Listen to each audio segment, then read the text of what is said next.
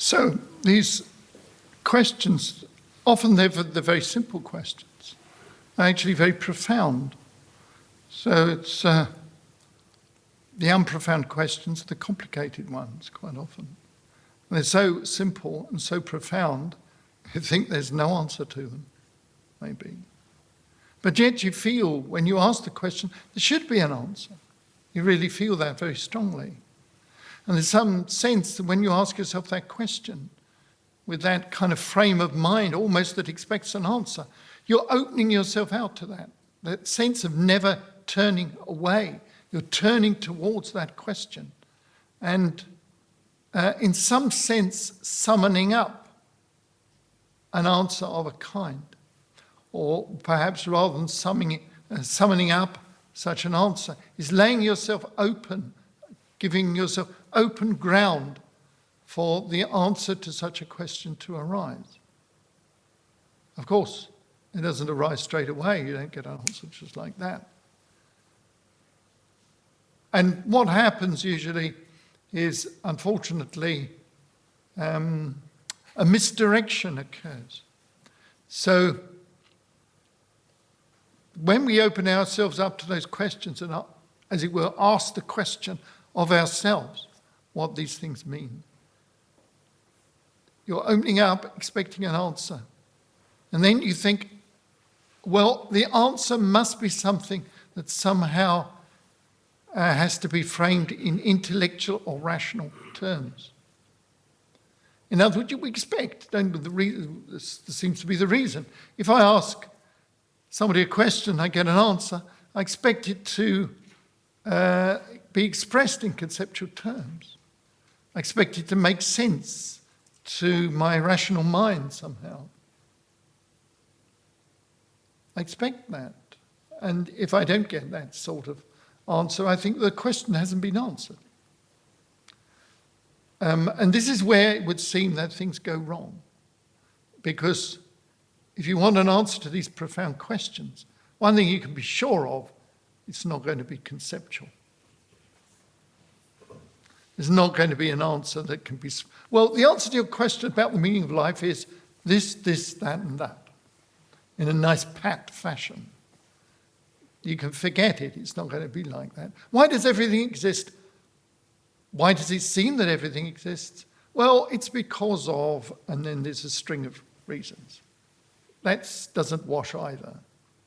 That's not going to be, fundamentally, you're not going to get any reason for the answer to these profound questions through that kind of process of conceptualization and rationalization. You're not going to be able to do it. So you have to have actually some other method. And the method actually is there just at the moment that you ask the question, when you opened your mind and opened your heart out somehow to the question. Because it wasn't a question of just something intellectual. It really meant something to you. That's why you asked the question in the first place. You put your heart into it. It had meaning for you.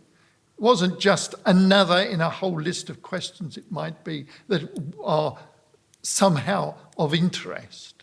It wasn't like that. It means something to your life. And so it's not only is it if you like, a mind question, it's a heart question as well. And in Buddhism, the way of the Buddha, those two things, the idea of the mind and the heart, come together. The force of meaning, the force of understanding have to be joined or unified together. You cannot really separate them. In the West, we've separated them a lot. We tend to think, well, they're questions you can answer rationally, and sometimes people say, well, they're not really questions that link to the heart, to the feelings, and so on. Other questions, you get a hard response, but the mind isn't present. In Buddhism is thought you can always join those two together. They always become one.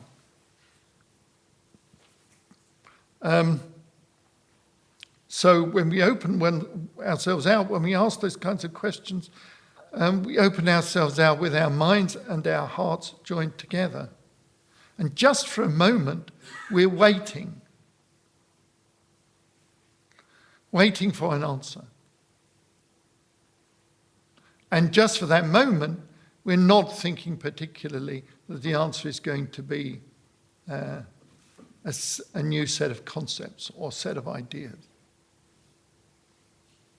It's almost that it's going to be an experience of some kind, which perhaps is going to change me.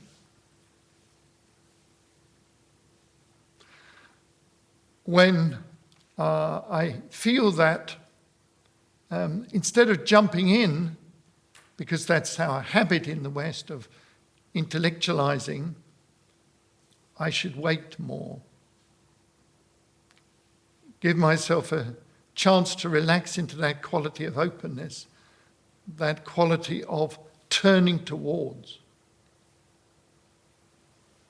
You're not turning in this sense towards anything particularly, but just allowing yourself space. And that process of training to allow oneself space is what in Buddhism is called the training in meditation, training in samadhi, sometimes it's called the focusing of mind. Focusing of mind doesn't mean, like I take a kind of small object and focus my mind on it. It's somehow that's not expansive enough.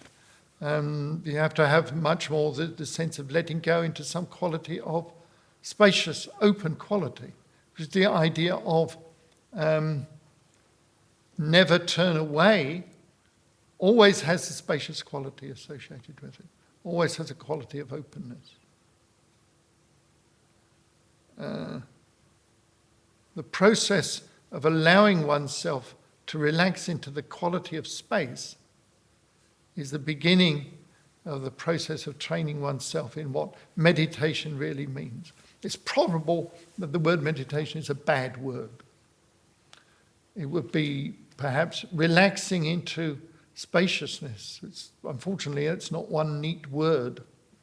So maybe you have to come to use Buddhist jargon, not because we like jargon, but simply because there's no other single words you can use, either in my language or yours, really.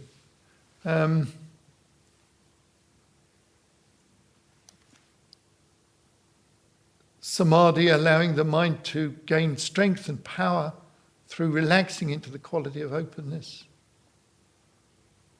Allowing the mind to become peaceful, not because you want to enjoy the peacefulness particularly, but because the peacefulness and openness of the mind becomes a foundation for a way of seeing.